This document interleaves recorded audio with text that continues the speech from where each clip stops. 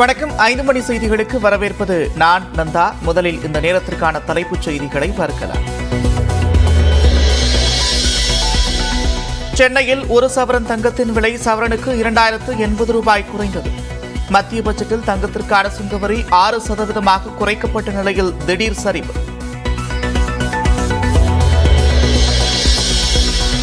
புதிய வருமான வரி விகித திட்டத்தில் 3 மாற்றங்கள். 6 லட்சத்திற்கு பதில் 7 லட்சம் வரை 5 விழுக்காடு மட்டுமே வரி வசூலிக்கப்படும் என்றும் அறிவிப்பு.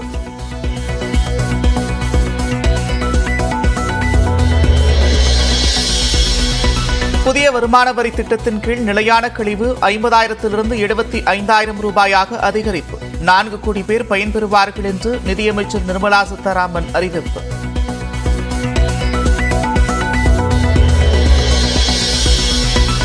செல்போன் மற்றும் அதற்கு பயன்படுத்தப்படும் சார்ஜர்களின் விலை குறைகிறது. சுங்கவரி 15 விழுக்காடாக குறைப்பு.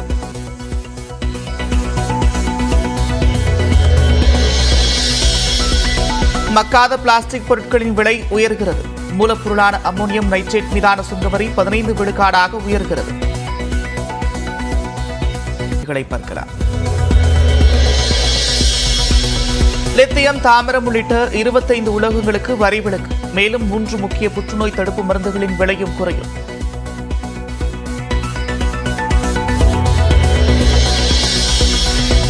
முதல் முறையாக பணியில் சேர்பவர்களுக்கு முதல் மாதத்தில் இரட்டை சம்பளம். 2 கோடியே 10 லட்சம் பேர் பயனடைவார்கள் என்று பட்ஜெட்டில் நிதியமைச்சர் நிர்மலா சீதாராமன் தகவல்.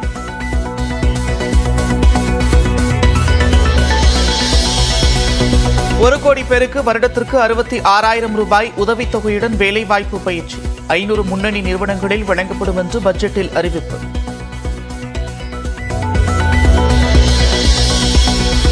உள்நாட்டில் படிக்கும் மாணவர்களுக்கு 10 லட்சம் வரை கல்விக் கடன். 3 விழுக்காடு வட்டி மானியம் வழங்க இ-வவுச்சர் வழங்கப்படும்.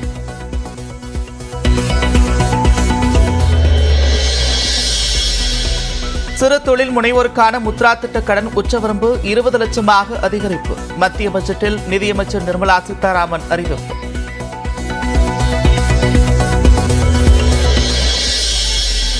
சமூகத்தில் உள்ள அனைத்து தரப்பு மக்களையும் வலுப்படுத்தும் பட்ஜெட் என்று பிரதமர் மோடி புகழார். கல்வி, வேலைவாய்ப்பில் பட்ஜெட்டில் முக்கியத்துவம் தரப்பட்டிருப்பதாகவும் விளக்கம்.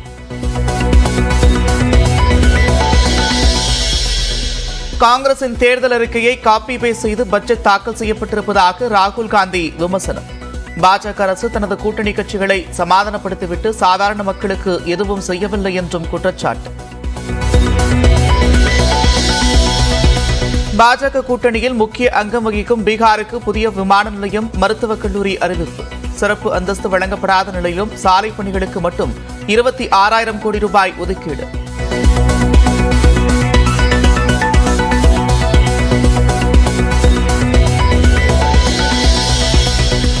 ஆந்திர தலைநகர் அமராவதியின் கட்டமைப்பு பணிகளுக்கு பட்ஜெட்டில் 15,000 கோடி ரூபாய் ஒதுக்கீடு. ஆட்சிக்கு உறுதுணையாக இருக்கும் ஆந்திர அரசுக்கு வலு சேர்க்கும் வகையில் போலவரம் நீர்ப்பாசன திட்டத்திற்கும் நிதி உதவி.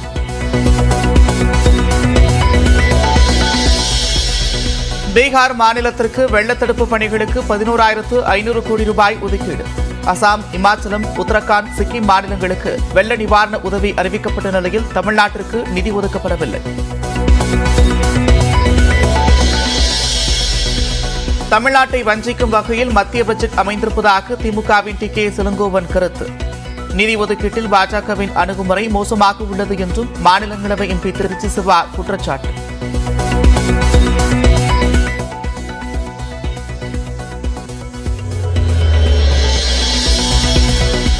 தமிழகத்திற்கு எந்தவிதமான புதிய திட்டங்களும் அறிவிக்கப்படாததால் மத்திய பட்ஜெட் ஏமாற்றம் அளிப்பதாக அதிமுக பொதுச் செயலாளர் எடப்பாடி பழனிசாமி கருத்து. கூட்டணி கட்சிகளை திருப்திப்படுத்தும் வகையில் மத்திய அரசின் நிதிநிலை தயாரிக்கப்பட்டிருப்பதாகவும் குற்றச்சாட்டு. அமைச்சர் தங்கம் தென்னரசு செய்தியாளர்களை சந்திக்கிறார். காட்சிகளை பார்க்கலாம். 11-12 திராவிட முன்னேற்ற கழக அரசு இருக்கிற வரை 4,588 கோடியாக இருந்த இந்த வட்டி 259% அந்த வட்டி கூடி 2020-21 ஆண்டிலே 16,511 ரூபாய் வட்டி மட்டும் இதற்கு வந்திருக்கிறது. ஆக இவர் முழுமையாக இந்த காரணத்திலே இந்த சூழ்நிலையில் தான் இவர்கள் நம்முடைய மின் உற்பத்தி மற்றும் பகிர்மான கழகத்தினுடைய நிதியை இந்த அளவிற்கு ஒரு மோசமான நிதிநிலையிலே அவர்கள் வைத்திருக்கிறார்கள். இதன் காரணமாக இருக்கக்கூடிய தொடர்ச்சியான இந்த இழப்புகளை சரி கட்டுவதற்காகத்தான் இந்த மின்சார கட்டணம் உயர்த்தப்பட்டு டிஎன்ஆர்இசி மூலமாக வெளியிடப்பட்டிருக்கிறது. அதிலேயும் நீங்கள் மிக நன்றாக அறிவீர்கள். எல்லாருக்கும் மின்சார வீட்டு இணைப்புகளுக்கெல்லாம் பார்த்தீங்கன்னா 1 கோடி பேர்களுக்கு எந்த விதமான இது வரல. அதேபோல் பார்த்தீங்கன்னா மிக குறைந்த அளவில் தான் அந்த மின்சார கட்டணங்கள் உயர்த்தப்பட்டிருக்கிறது. எந்த விதத்தில் உயர்த்தப்பட்டிருக்கிறது என்பதை விலாவாரியாக நாங்கள் கொடுத்திருக்கிறோம். அண்டை மாநிலங்கள் இந்தியாவிற்குரிய மற்ற மாநிலங்களெல்லாம் ஒப்பிட்டு பார்த்தால் இருப்பதில் மிக மிக குறைவான அளவிற்கு வீட்டு மின் உபயோகங்களுக்கான மின்கட்டணம் நிர்ணயிக்கப்பட்டிருப்பது தமிழ்நாட்டில் மட்டும்தான். அதேபோல் தாழ்வழுத்த தொழிற்சாலைகளுக்கும் நீங்கள் கணக்கில் எடுத்துக்கொண்டு பார்த்தீர்கள் சொன்னால் மிக மிக குறைவான அளவு தமிழ்நாட்டில் தான் அதை வைத்திருக்கிறது. அதிமுக ஆட்சியிலையும் அவர் சொல்கிறார்கள், நீங்கள் கூட்டிட்டீங்க. அதிமுக ஆட்சியில் 2012, 2013, 14ஆம் ஆண்டுகளில் முறையாக நீங்கள் பார்த்தீங்கன்னு சொன்னால் 3.7%, 3.57%, 16.33% என்று ஒவ்வொரு காலத்திலும் அவருடைய ஆட்சியிலும் மின்சார கட்டணம் உயர்த்தப்பட்டிருப்பதை இன்றைக்கு மக்களை ஏமாற்றக்கூடிய நோக்கிலே அதை மறைத்துவிட்டு இந்த அதிமுகவினர் இன்றைக்கு போராட்டத்திலே ஈடுபட்டிருக்கிறார்கள். அவற்றையெல்லாம் சீரமைக்கக்கூடிய நடவடிக்கையிலே நாம் இன்றைக்கு ஏற்பட்டிருக்கிறோம். நம்முடைய தமிழ்நாடு அரசு என்பது மின்வாரியத்தினுடைய நிதி நெருக்கடிகளை சமாளிக்கக்கூடிய வகையில் அதற்கான பங்கு மூலதனம், முன்னதாக வழங்கக்கூடிய மின்கட்ட மானியம், கடன் உதவிகள் மற்றும் வங்கிகளிடமிருந்து கடன் பெறுவதற்கு ஏசுவாக இருக்கக்கூடிய பேங்க் கேரண்டிஸையும் நம்முடைய அரசு வழங்கி கொண்டு வந்திருக்கிறது. அதேபோல ரெவன்யூ லாஸை ஈடுகட்டக்கூடிய அளவிலே மானியமாக நாம் நிதி உதவியினை வந்து கொண்டிருக்கிறோம்.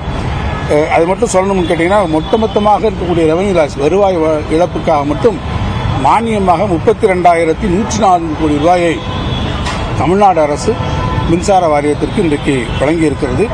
போன நிதியாண்டில் 2023-24 மின் வாரியத்தினுடைய நட்டம் தற்போதைய கணக்குகளின்படி 3,429 கோடியாக குறைந்திருக்கிறது. இது நாம் அவர்களுக்கு செய்திருக்கக்கூடிய இந்த சீரமைப்பு நடவடிக்கைகள்.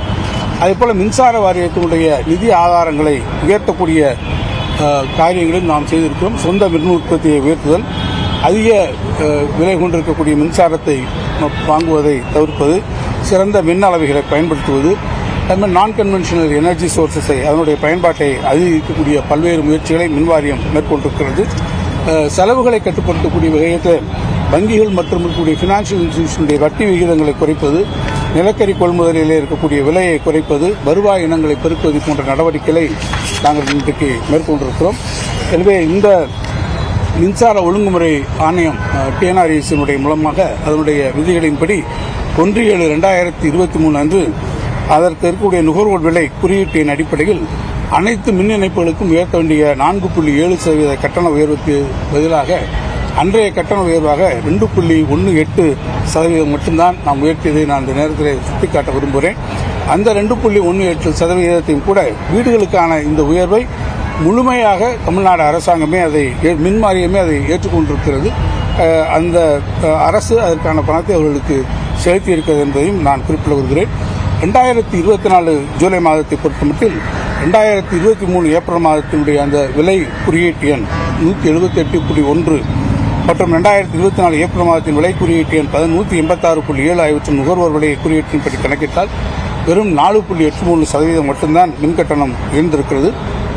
இந்த மின்கட்டணத்துக்கு உயர்வாக சில அரசியல் கட்சிகள் எல்லாம் ஏதோ 40,000 கோடி 30,000 கோடி வருமானம் வந்துவிட்டது இவர்களுக்கு என்று அவர்கள் சொல்கிறார்கள். அது உண்மையல்ல.